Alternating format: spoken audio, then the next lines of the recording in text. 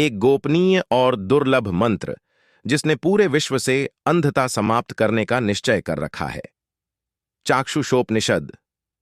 व्यक्ति के चेहरे में विधाता ने कदाचित सर्वाधिक सुंदर वस्तु उसकी दो आंखें बनाई हैं। जहां स्वच्छ व निर्मल आंखें अपने आप में संपूर्ण सौंदर्य को प्रदर्शित करती हैं, वही आकर्षक चमक एवं लपक से भरी आंखें व्यक्ति के व्यक्तित्व को एक अतिरिक्त आयाम देती है। दृष्टि अपने आप में जीवन का पर्याय है। इसी से हमारे ऋषियों ने दृष्टि को जीवन एवं अंधता को मृत्यु की संज्ञा दी है। मैंने अपने वर्षों के चिकित्सक के जीवन में सैकड़ों रोगियों को देखा है, परखा है एवं स्वस्थ किया है। एक सफल होम्योपैथ के रूप में मैं अपने शहर में सुविख्यात हूं।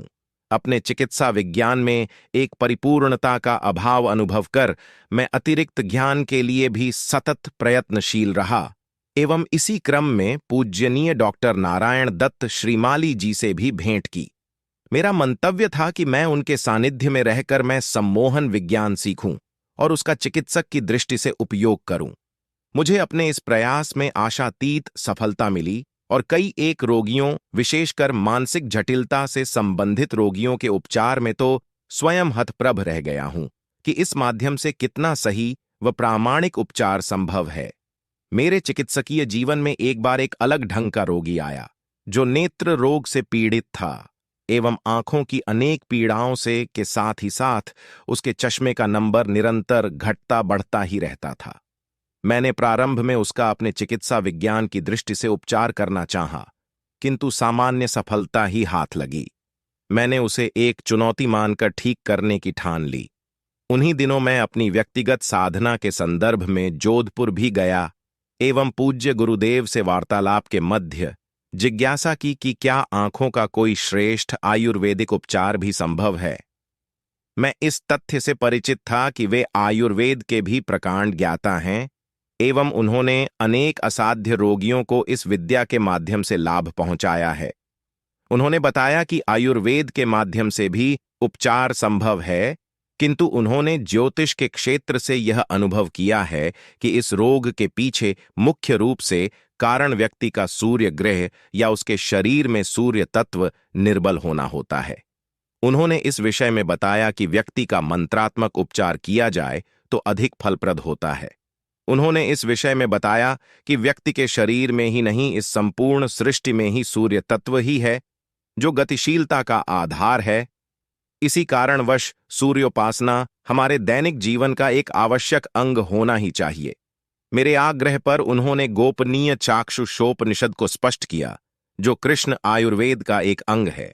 जब व्यक्ति का नेत्र रोग सभी उपचारों के बाद भी ना दूर हो, तब उसे निश्चित मानना चाहिए कि उसका रोग पूर्व जन्मकृत दोष के कारण है एवं इस पद्धति से सामान्य परिस्थितियों जैसे आनुवांशिकता से प्राप्त, चोट के कारण प्राप्त, कुपोषण से प्राप्त नेत्र दोष के साथ ही साथ पूर्व जन्म कृत दोष से प्राप्त नेत्र दोषों का भी परिहार संभव होता है। इस पद्धति में शुक्ल पक्ष के किसी भी रविवार से प्रारंभ कर नित्य निम्न स्रोत के 11 पाठ करने चाहिए एवं रविवार को 108 बार पाठ करने चाहिए। इससे पूर्व संक्षिप्त रूप से सूर्य पूजन अवश्य करना चाहिए, जिसमें गुरु ध्यान पूजन कर सूर्य देवता से प्रार्थना करनी चाहिए कि वे उसके नेत्र संबंधी सभी कष्टों का निवारण कर उसे तेजस्विता दें। आगे दिए गए मंत्र का जाप करने के पूर्व गले में चक्षुषमति यंत्र धारण कर एक कांसे की थाली में जल रखें तथा सूर्य की ओर मुंह किए रहे तथा स्नान कर शुद्ध सफेद वस्त्र ही धारण करें। सूर्योदय का काल ऐसा काल होता है जब व्यक्ति सूर्य की तेजस्विता को ग्रहण कर सकता है। हे चक्षु के अभिमानी सूर्यदेव, आप चक्षु के रूप में स्थिर हो जाइए। मेरी रक्षा करें, मेरी रक्षा करें। मेरी आंख के रोगों का शीघ्र शमन करें, शमन करें। मुझे अपने स्वर्ण जैसा तेज दिखला दें, दिखला दें, जिससे अंधा ना हो।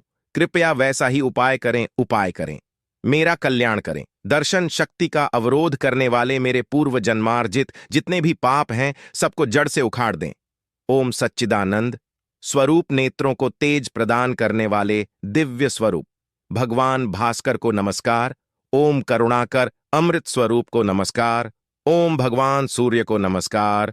ओम नेत्रों के प्रकाश भगवान सूर्य देव को नमस्कार। ओम आकाश विहारी को नमस्कार। परम श्रेष्ठ स्वरूप को नमस्कार। ओम सब में क्रिया शक्ति उत्पन्न करने वाले रजोगुण रूप भगवान सूर्य को नमस्कार।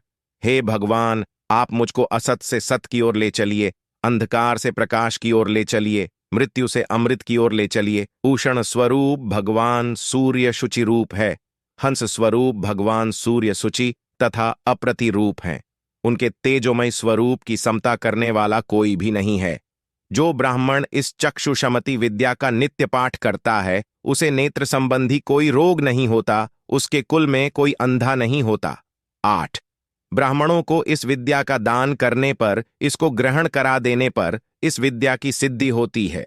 यदि कोई गंभीर रोगी स्वयं पाठ करने में अक्षम हो, तो उसके नाम का संकल्प कर कोई ब्राह्मण भी उसका पाठ कर सकता है।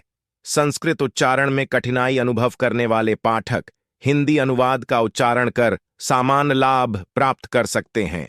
एक उल्लेखनीय बात यह है कि साधक अथवा रोगी रविवार के दिन बिना नमक का भोजन एक समय ही करें। पाठ समाप्त होने के बाद साधक कांसे की थाली में रखे जल को अपने दोनों नेत्रों को अधखुला रखकर उनमें छिड़कें और 5 मिनट तक आंखें बंद कर बैठा रहे। तदुपरांत ही दैनिक कार्य आरंभ करें। स्त्रियां रजस्वला काल में इसका पाठ ना करें।